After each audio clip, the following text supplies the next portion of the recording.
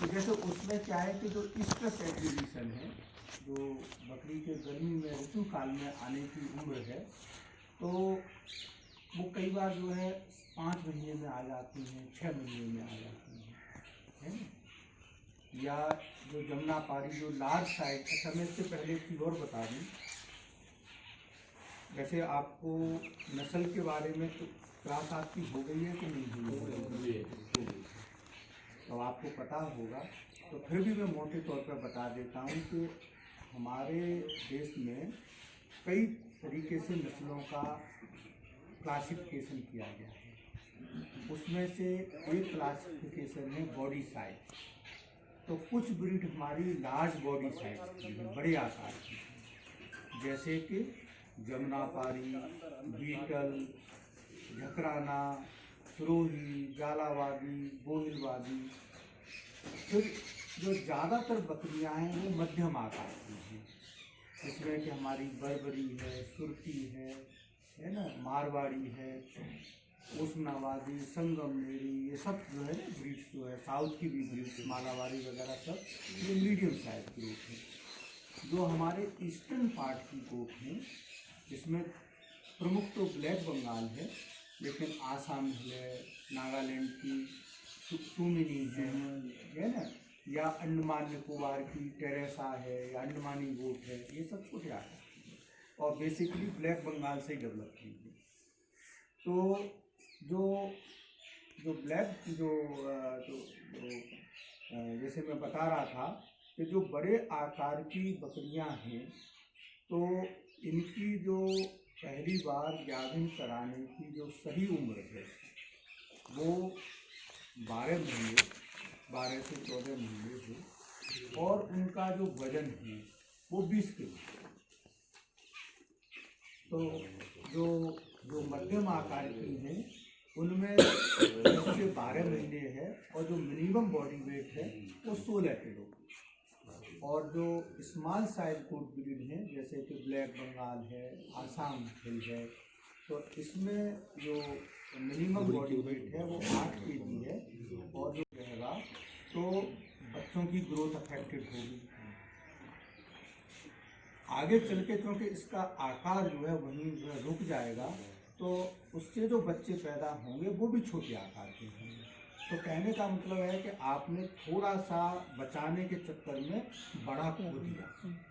तो इन बातों को आपको ध्यान में रखना है। साथ ही साथ क्या है, क्योंकि इसका इम्यून सिस्टम कमज़ोर होगा, बॉडी स्कोर कंडीशन पुअर होगी, तो आने वाले समय में अगर ये 2 या 3 बच्चे देती, फिर ये एक ही देगी, क्योंकि नेचर जो है उसको एडजस्ट करती है ना। आपने देखा होगा कई बार बहुत सारी चीज़ें हमारे नेचर के हिसाब से, क्योंकि प्रकृति चाहती है कि सब लोग जिंदा रहें। तो अगर जैसे कई बार मिसकैरेज हो जाता है, जैसे किसी ने बताया बच्चा गिर जाता है, तो वो इसीलिए गिर जाता है क्योंकि कई बार इन्फेक्शन वजह होती है, कई बार क्या होता है कि जो बकरी है वो कमज़ोर होती है, तो वो उसके लोड को कैरी नहीं कर पाती।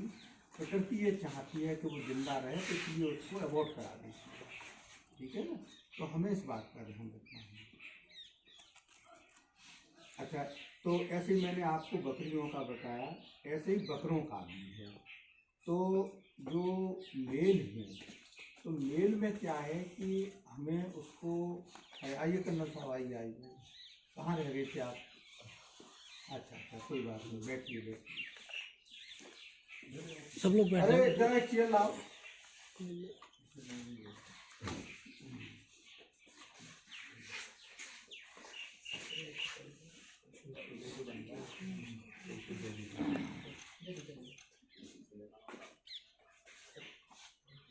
तो ऐसे ही क्या है कि मेल में भी एक एज होती है, आप वहीं से उनको ब्रीडिंग के लिए, मैंने इनको थोड़ा सा ये बताया था कि जो क्लासिफिकेशन है गोट का, तो जैसे लार्ज साइज है, मीडियम साइज है, स्मॉल साइज है। तो जो लार्ज साइज जो गोट ब्रीड्स हैं उनकी जो ब्रीडिंग एज स्टार्ट होती है वो 12 महीने, और उनका बॉडी वेट 20 किलो। जो मीडियम साइज है उसका 10 मंथ एज हो, और जो बॉडी वेट है वो 16 किलो हो, तो स्मॉल साइज है जैसे कि Assam hill, black Bengal, minimum body weight 8 kg हो और उनकी उम्र भी 8 माह हो, ठीक है ना। तो ये है मीडियम वाले का आपने वेट कितना बताया? 60 एज बताई 10 से 12। तो अब क्या है कि ऐसा नहीं है ये कि मैंने 8 महीने बताया तो वो 8 महीने में ही आ जाएगी स्मॉल साइज वाली, या 10 महीने बताया तो 10 उसमें भी आ जाएगी। तो इसमें क्या है कि जो बकरियां हैं वो ऐसे कुछ बकरियां तो 3 साल काल में आती हैं, लेकिन जो मेजॉरिटी ऑफ गोट है, जो 80% जो गोट्स हैं वो पर्टिकुलर सीजन्स में स्ट्रेस एग्जिबिट करती हैं।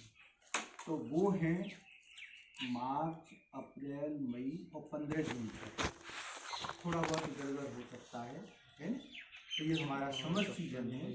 और दूसरा हमारा होता है ये ऑटम वाला, तो उसमें वो आती हैं 15 सितंबर से लेके अक्टूबर और नवंबर तक। बाकी की जो है 10, 15, 20% बकरियां हैं वो उस समय भी ऋतुकाल में आती हैं। तो अब क्या है कि हमें जो है जो बकरियों को अगर हमें उनसे मैक्सिमम ग्रोथ लेनी है और मैक्सिमम सर्वाइवल रेट लेना है, तो हमें जो नेचर ने जो सीजन दिया है उसके हिसाब से चलना चाहिए। यानी कि हम अपनी बकरियों को 15-20 सितंबर से लेके अक्टूबर, नवंबर, है ना, इन माह में गाभिन करवाएं और अप्रैल मई में इधर गाभिन करवाएं। जब आप अप्रैल मई में गाभिन करवाएंगे तो जो बच्चे हैं वो अक्टूबर नवंबर में पैदा होंगे, और जब अक्टूबर नवंबर में या 15 सितंबर से करवाएंगे तो वो जो है जाके फरवरी मार्च में पैदा होंगे। तो चाहे हम कितनी भी अच्छी मैनेजमेंट अरेंजमेंट करें, लेकिन फिर भी हम जब हम कॉमर्शियल गोट फार्म खोलते हैं तो हम इंडिविजुअल उसको उतना अटेंशन नहीं दे सकते। जिसके पास 1, 2, 4 बकरियां हैं वो दे सकता है, लेकिन बड़े उसमें नहीं दे सकते। तो हमें जो है इस बात का भी ध्यान रखना है कि हम इसी समय बकरियों को गाभिन करवाएं। इससे बच्चों की ग्रोथ ज़्यादा होगी और बकरियों के नीचे दूध ज़्यादा होगा, और उसका जो दुग्ध काल है, जो लैक्टेशन पीरियड है, वो भी ज़्यादा होगा जब आप इसके अकॉर्डिंगली चलाएंगे। और नेचर भी आपको सपोर्ट करेंगे, क्योंकि जब बच्चे मान लीजिए 15 फरवरी से पैदा होना शुरू हो जाते हैं तो वातावरण सम हो जाता है। तो क्योंकि जो छोटे बच्चे होते हैं उनकी जो इम्यूनिटी है, जो प्रतिरोधक शक्ति है, वो विकसित नहीं होती। तो जरा सा भी क्लाइमेटिक फ्लक्चुएशन होगा, खान पान का होगा, गंदगी का होगा, तो वो बीमार हो जाएंगे। और क्योंकि उनकी जो पैसिव इम्यूनिटी है वो उनमें डेवलप नहीं होती है तो वो मर जाती है। इसलिए आपको इस बात का ध्यान रखना है कि हम इसी के हिसाब से बकरियों को गाभिन करवाएं। इससे अगर आप जब ओवरऑल कैलकुलेट करेंगे तो आप पाएंगे कि दूध का उत्पादन भी अच्छा है, ग्रोथ रेट भी अच्छा है, क्वालिफिकेशन भी अच्छी है।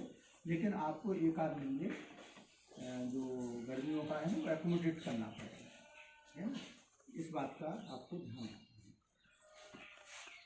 है। जैसे कि अगर कोई बच्चा है, कोई बकरी है, वो जून के महीने में ब्याती है तो उस समय एक्सट्रीम हॉट होगा, है ना, या सदर्न पार्ट में है या ईस्टर्न रीजन में है तो वहाँ बरसात शुरू हो जाएगी। तो उस समय जो इन्फेक्शन है वो अपने पीक पे चला जाता है, नंबर 1।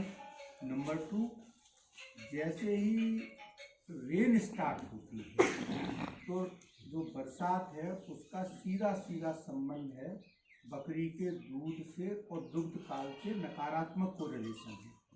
यानी कि कोई बकरी अगर फरवरी में ब्याती है तो उसका जो दुग्ध काल है 5-6 महीने है, और अगर बरसात में या जून में ब्याती है, जैसे जुलाई में ब्याती है तो 1 महीने में बंद हो जाएगा, जून में ब्याती है तो 1.5-2 महीने में बंद हो जाएगा, है ना। तो हमें ये सारी चीज़ों का ध्यान रखना है। अब ये कुछ बायोलॉजिकल वो है कि जो जो रेनी सीजन है अभी उस तरह से चल रही है, लेकिन जो है वो बकरियों के केस में इसकी फिजियोलॉजी थोड़ी डिफरेंट है। गाय भैंस में वो लंबा हो जाता है, इसमें घट जाता है, सीज हो जाता है। तो जैसे हॉर्मोन्स वगैरह होंगे जो उसको नेगेटिवली अफेक्ट करते हैं, है ना। अच्छा, इसी तरीके से जो छोटे बच्चे होते हैं उनमें भी आपने देखा होगा, जैसे ही बरसात शुरू होती है तो इन्फेक्शन है वो अपने पीक पे आ जाता है, इन्फेस्टेशन है ना, वो भी हो जाता है, तो उनमें मोर्टलिटी रेट भी ज़्यादा हो जाती है। ठीक है, चलिए सभी ब्रीड के लिए ब्लैक बंगाल के लिए भी ब्लैक बंगाल के लिए रिलेटिवली कम है, लेकिन ऐसा नहीं है सभी के लिए, लेकिन ब्लैक बंगाल में अपेक्षाकृत कम है, क्योंकि वो उस ब्रीड ने अपने आप को उस तरीके से एक्लिमेटाइज किया है। जैसे केवल एक ही बकरियों की नस्ल है जो स्विम कर सकती है, वो ब्लैक बंगाल है, क्योंकि वहाँ पॉन्ड वगैरह उस तरह की सब चीज़ें वो रहती हैं। लेकिन अगर आपको मैक्सिमम प्रोडक्टिविटी एंड प्रॉफिटेबिलिटी चाहिए तो ये चीज़ें सभी उन पर लागू होती हैं। नेचर भी सपोर्ट करती है, वो एक अलग बात है, अलग विषय है कि कभी कभी आप मार्केट को एक्सप्लॉइट करने के लिए कुछ बकरियों में थोड़ा अर्ली प्रेगनेंसी करा सकते हैं। जैसे तो मैं और बताता हूँ, हमने एक बरबरी में एक मल्टीप्लायर स्टॉक स्कीम चला रखी है, और एक हमारा फार्मर करनाल में है, तो वो अपनी 10-12 बकरियों को इस हिसाब से ब्रीड कराता है कि उसके जो बच्चे हैं वो जुलाई में पैदा हों, क्योंकि जुलाई, अगस्त, सितंबर में जो चिकनगुनिया और डेंगू बहुत होता है, तो उस समय उसका दूध 1000 रुपये लीटर से होता है, तो वो at the cost of its survival, क्योंकि वो एक बकरी से अगर उसने 15 लीटर या 20 लीटर भी दूध ले लिया तो वो 15-20 हज़ार रुपये उसे मिलेंगे। हाँ, तो वो एक अलग तरह की वो है, लेकिन इन जनरल इस तरह का नहीं है ना। हाँ, ये एक्सेप्शनल टाइप की चीज़ें, जैसे अब एक ट्रक है, सब कहते हैं बाएं चलो, लेकिन ट्रक दाएं आ रहा है तो आप बच के निकल जाओगे, साइड को वो कर लोगे, तो वो वाली बात है, इस तरह का ये है। तो इस चीज़ का एक को ध्यान रखना है। लेकिन नॉर्दर्न रीजन के लिए है ना, इवन जो हमारा दक्षिण प्लेटू है, वो सब चीज़ों के लिए, महाराष्ट्र वगैरह के लिए, पूरे पंजाब, हरियाणा, यूपी, राजस्थान, मध्य प्रदेश है ना, to some extent Jharkhand and Chhattisgarh, और जो है जो कर्नाटका का, आंध्र प्रदेश का जो एरिड और सेमी एरिड रीजन है, उन सब के लिए ये चीज़ बहुत ज़्यादा लागू होती है। कोस्टल रीजन में थोड़ा सा डिफरेंस है, तो हमें इस बात का ध्यान रखना है। दूसरी बात क्या है कि अब हम आते हैं जो बक है, जो मेल है, जो इसे ब्रीडिंग मेल जो है, इसको टेक्निकली बक बोलते हैं। जैसे गाय भैंस में बुल बोलते हैं, ऐसे इसमें बक बोलते हैं, भेड़ में रैम बोलते हैं। तो लार्ज साइज जो ब्रीड है उसमें उसकी यूटिलाइजेशन की जो उम्र है वो 16 मंथ से स्टार्ट करनी चाहिए, मीडियम साइज में 14 मंथ, और जो स्मॉल साइज है उसमें 12 मंथ, नंबर 1। नंबर 2, क्योंकि मेल जो है वो 30, 40, 50 फीमेल को कवर करता है, इसलिए उसका जो बॉडी स्कोर है और जेनेटिक पोटेंशियल है वो ठीक होना बहुत ज़रूरी है। मैंने बड़े सारे फार्म विजिट किए, ट्रेडिशनल गोट फार्मर्स के किए, कमर्शियल गोट फार्मर्स के किए, तो मैंने इस चीज़ को देखा कि बहुत सारे लोग सेट पे बहुत इन्वेस्ट कर देते हैं, क्योंकि उन्हें मोबाइल में फ़ोटो खींच के अपने आप को अप्रिशिएट करवाना है। कुछ लोग फीमेल भी अच्छी ले आते हैं, लेकिन मेल बहुत बेकार सा लेके आते हैं। है ना, जबकि उसका जो कंट्रीब्यूशन है वो जो पूरी बकरियों में 50% है। तो इसलिए जो मेल है उसका जेनेटिकली सुपीरियर होना बहुत जरूरी है। अब जैसे कि आपने वो गोट वाला का नाम सुना होगा इंदौर में, आपने शायद किसी दीपक पाटिल। अब वो क्या है कि ब्रीडिंग मेल को बॉडी वेट के हिसाब से सेल करते हैं और बड़े सारे लोग खरीदते हैं, ठीक है ना। तो जो ब्रीडिंग मेल है वो मोटा नहीं होना चाहिए और ओबेसिटी का शिकार नहीं होना चाहिए। उसका जो रियरिंग सिस्टम है वो स्टॉल फीडिंग में नहीं होना चाहिए, तो सही ये है ना, क्योंकि वो उसकी जो रिप्रोडक्टिव परफॉर्मेंस है उसको नेगेटिव डायरेक्शन में लेके जाएगा। अब देखिए कि कोई मेल ऐसा है जो कि आकार में बड़ा है और वजन में बहुत बड़ा है, मोटा है, तुलतुल है, तो वो आप किस पॉइंट ऑफ व्यू से कहेंगे कि ये बढ़िया है?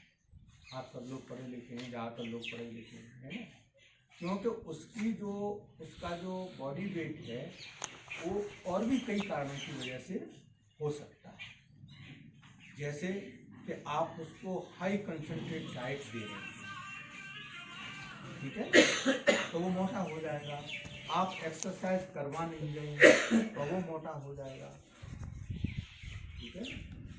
लेकिन ये जो करैक्टर हैं ये अगली जनरेशन में नहीं आएंगे, क्योंकि अगली जनरेशन में वो करैक्टर आते हैं जो कि मतलब जेनेटिकली हेरिटेड है। हाँ, तो हमें इस बात का ध्यान रखना है। तो अब हम बात करते हैं कि हम मेल का सिलेक्शन कैसे करें, ठीक है। तो पहली बात क्या है कि जो भी हम मेल को सेलेक्ट करने के लिए जा रहे हैं वो प्योर ब्रेड होना चाहिए, प्योर ब्रेड होना चाहिए। अब प्योर ब्रेड को आप कैसे पहचानेंगे? भाई दूध वगैरह में तो वो सब नहीं रहता है, यहाँ पर तो लोग फिर आपको बता देंगे कि ये प्योर ब्रेड है। तो उसमें क्या है कि फिर आप देखेंगे कि उसके जो माँ बाप हैं, अगर आपके पास रिकॉर्ड हैं, है ना, तो वो प्योर ब्रेड है कि नहीं है। अब आपको सारी नस्लों की पहचान हो जाएगी धीरे धीरे, जिस नस्ल के साथ आप फार्म खोल रहे हैं उसकी पहचान हो जाएगी, तो वो प्योर ब्रेड होना चाहिए। तो उसके लिए क्या है कि उसके जो माँ और बाप हैं वो दोनों शुद्ध नस्ल के अनुरूप शुद्ध होने चाहिए। जैसे कि बर्बरी का कान इरेक्ट है तो वो इरेक्ट होना चाहिए, जमुनापारी का कान जो है ड्रॉपिंग है तो वो ड्रॉपिंग होना चाहिए, है ना, केस है ना, ये सारी चीज़ें होनी चाहिए, नंबर 1। नंबर 2 कि नस्ल के अकॉर्डिंग, नस्ल के अनुरूप उसकी जो लंबाई, चौड़ाई, ऊंचाई और एज के हिसाब से वो टुवर्ड्स मैक्सिमम हो। अब जैसे कि बर्बरी में आपको ऐसा भी 9 महीने की उम्र में नर मिलेगा जिसका वजन 14 किलो होगा, और ऐसा भी मिलेगा जिसका 30 किलो होगा, है ना, या ऐसी भी हाइट होगी जो कि 66 सेंटीमीटर होगी, और ऐसी भी होगी कि जो 40 सेंटीमीटर होगी, है ना। डॉक्टर साहब अभी मैं क्लास में हूँ आगे, तो हमें जो है जो अब जब आपको नस्ल के बारे में बताया गया होगा तो उन्होंने बताया होगा कि जो लार्ज साइज गोट ब्रीड है उनका इतने सेंटीमीटर बॉडी साइज होता है, मीडियम का इतना होता है, तो थोड़ा बहुत नस्ल के हिसाब से भी वेरिएशन है ना। तो वो हमारा, क्योंकि कभी कभी कुछ लोग क्या करते हैं कि क्रॉस ब्रेड को लगा देते हैं। जैसे अभी एक बिहार में थी तो वो हमसे माने ही नहीं, हमारे मंत्री जी भी हमसे नाराज़ हो गए, माननीय गिरिराज सिंह साहब। उन्होंने कहा कि ब्लैक बंगाल वहाँ 35 किलो की है, 40 किलो की है। हमने कहा साहब नहीं होगी, वो क्रॉस ब्रेड होगी। बोले कि तुम्हारे यहाँ नहीं होगी, वहाँ है, मैं कह रहा हूँ तो मानो, ठीक है ना। हाँ हाँ, तो खैर, तो मेरा कहने का ये मतलब है जैसे कि आप लोग ट्रेनिंग लेके जा रहे हैं तो ये पहचान कर सकें कि कौन क्रॉस ब्रेड है और कौन ये है, क्योंकि वो कभी कभी चीज़ों को मतलब कंफ्यूजन की स्टेट में ला देते हैं। क्या चीज अभी मैं आ रहा हूँ भाई, आ रहा हूँ। ये तो मैंने नहीं कहा कि चलेगा कि नहीं चलेगा, मैंने तो नहीं कहा। अभी जो मैं बता रहा हूँ उस पर फोकस करो, ठीक है ना। तो वो नस्ल के हिसाब से हो, उसकी लंबाई चौड़ाई अच्छी हो, ऊंचाई अच्छी हो, नंबर 2। नंबर 3, उसकी माँ के नीचे नस्ल के अनुरूप अधिकतम दूध, क्योंकि जब दूध ज़्यादा होगा तो बच्चों को ज़्यादा दूध मिलेगा, उसका असर उसकी ग्रोथ पे पड़ेगा, ठीक है। साथ ही साथ उसका जो कोलेस्ट्रॉल है जो बच्चे को शुरू में मिलना चाहिए, वो उसमें इम्यूनिटी देता है, तो उस पर पड़ेगा। और साथ ही साथ आप कोशिश करिए कि जैसे ही फीडिंग होती है, जो कोलेस्ट्रॉल की फीडिंग है वो आप हर हाल में इंश्योर करें। इंश्योर मीन्स आपको करना ही करना है कि वो उसे आधे घंटे के अंदर करें, क्योंकि जो इसमें कुछ ऐसे इम्यूनोग्लोबुलिन्स और एंटीबॉडीज होती हैं जो हमारा ब्लड डायरेक्ट एब्जॉर्ब करता है। जब ये डिले होता जाता है तो उसकी जो एब्जॉर्प्शन रेट है वो भी धीरे धीरे कम होने लगता है। ये बात गाय, भैंस, भेड़, बकरी और इंसान सब में समान रूप से लागू होती है, ये भी मैं बात बताना चाहूँगा। तो जैसे ही बच्चा पैदा होता है आप एक अच्छा सा डस्टर रखिए, डस्टर से उसके जो लंग्स और नॉस्ट्रिल्स वगैरह है थोड़ा सा रब करके और 1-2 टिप्स जो है नीचे गिरा के नीचे और बच्चे को दूध पिला दीजिए। तो ये जो दूध पिलाया जाता है ये उसकी बॉडी वेट का 10% होता है और इसे शुरुआती 4-5 दिन तक 3 बार या 4 बार पिलाया जाता है। क्योंकि कुछ बच्चे ऐसे होते हैं जो कि सकलिंग में दूध पीने में बहुत फास्ट होते हैं, तो अगर आपने वहाँ छोड़ दिया उनको ऐसे ही बिना ऑब्जर्व किए हुए तो वो ज़्यादा दूध पी जाएंगे। पाचन शक्ति इतनी मजबूत होती नहीं है तो उन्हें डायरिया हो जाएगा, और उस स्टेज में अगर डायरिया होता है तो बचाना बहुत मुश्किल होता है। कुछ बच्चे बड़े धीरे धीरे पिकअप लेते हैं, है ना, तो वो जब आप उनको 10 बार नीचे लगाओगे तब वो पिएंगे, है ना। तो आपको ये भी इंश्योर करना है कि जो दूध है वो उसकी ऑप्टिमम सकलिंग हो रही है कि नहीं हो रही है।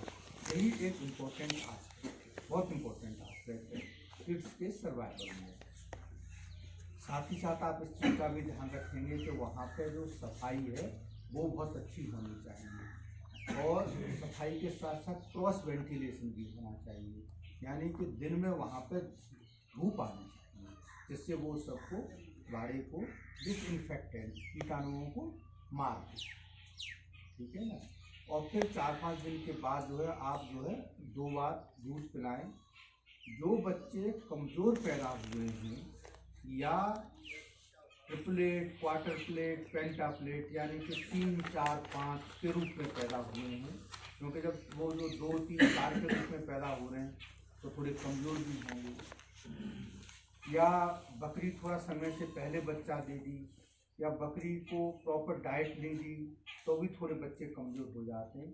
तो ऐसे बच्चों को आपको 1 महीने तक विशेष ध्यान रखना, इस चीज़ को इंश्योर करना है, क्योंकि मोर्टेलिटी इन्हीं कारणों से होती है, क्योंकि वो अंडर वेट होते हैं, अंडर साइज होते हैं। तो आप उनको लिए अलग तरीके का प्रबंधन रखेंगे, और उस प्रबंधन में एक और चीज़ होगी कि आपका जो मैनेजमेंट है वो प्रॉम्प्ट होगा।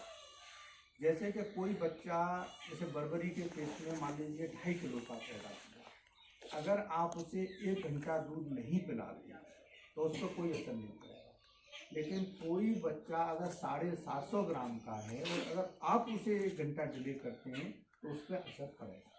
मेरे ख्याल से मेरा मैसेज क्लियर हो गया जी, प्रॉम्प्टनेस का, ठीक है। इस बात का आपको ध्यान रखना। जनरल वेट कितना होता है सर बर्बरी का? बर्बरी का देखिए जब वो अकेले के रूप में पैदा होता है तो 1.5 से 2.25 किलो होता है। जब 2 के रूप में पैदा होता है तो 1 से 1.5 किलो के बीच में होता है। जब 3 के रूप में पैदा होता है तो वो 1 किलो के नीचे चला जाता है, तो ये भी 5-5 बच्चे देती है। उसी हिसाब से थोड़ा सा वेट जो है ये होगा। तो सर अंडर वेट करने से हम लोग क्या प्रबंधन करना चाहिए? वही मैं बता रहा हूँ कि अंडर वेट करने में एक तो आप उसकी माँ का विशेष ख्याल रखें, जिससे उसके नीचे दूध पैदा हो। इनफैक्ट क्या है कि माँ का ख्याल हमें रखना होता है जब वो प्रेग्नेंट, मैंने आप हो सकता है लेट आए होंगे, तो मैंने बताया था कि उसकी ऑप्टिमम एज है कि नहीं, ऑप्टिमम वेट है कि नहीं, आप ब्रीडिंग सीजन में बकरी को गाभिन करा रहे हैं कि नहीं करा रहे हैं, है ना। इन चीज़ों को फॉलो करने के साथ साथ जब बकरी प्रेग्नेंट हो गई है और उसके ब्याने में लास्ट के 2 महीने बाकी हैं, तो उस समय जैसे बर्बरी के केस में या किसी भी मीडियम साइज गुड ब्रीड में आप उसको 200 से 250 ग्राम कंसनट्रेट राशन देते हैं बॉडी की मेंटेनेंस के लिए, तो आप उसे 300 ग्राम और राशन दीजिए प्रेगनेंसी के लिए, मतलब टोटल 500 ग्राम। हाँ 500 क्योंकि जो उसकी जो लैक्टेशन, जो दूध निर्माण की प्रक्रिया है वो 2-3 महीने पहले स्टार्ट हो जाती है। ज़्यादातर लोग जब ब्याती है तब स्टार्ट करते हैं, है ना। तो फिर क्या होगा, उसके नीचे दूध पर्याप्त दूध का निर्माण होगा। और बकरी के ब्याने के बाद जैसे भी आप उसे 90 दिन तक ये दाना दें, क्योंकि देखिए जो सबसे इम्पोर्टेंट क्रिटिकल स्टेजेस हैं जिसमें हमें खास तौर से दाने की आपूर्ति का विशेष ध्यान रखना है, वो एडवांस प्रेगनेंसी है और इनिशियल स्टेज ऑफ लैक्टेशन। तो वो जो दुधारू बकरी हैं उसमें वो 90 दिन तक रहती है, जो मीडियम साइज की हैं उनमें 60 से 90 दिन तक रहती है, और जो ब्लैक बंगाल वगैरह हैं उनमें 30 से 45 दिन होती है, यानी उन दिनों भी उसे दाना देना है। तीसरी एक स्टेज होती है वो है ग्रोइंग स्टेज, क्योंकि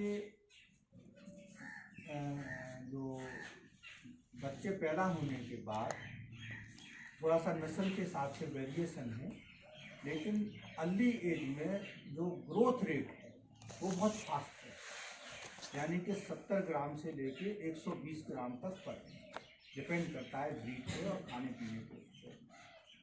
तो अब जैसे हमको इसको हम सरल भाषा में ऐसे समझते हैं कि जैसे बर्बरी का अगर हम उदाहरण लें तो पर डे जो वेट गेन है वो 80 से 90 ग्राम चलेगा तकरीबन 4-5 महीने तक, 4 महीने तक।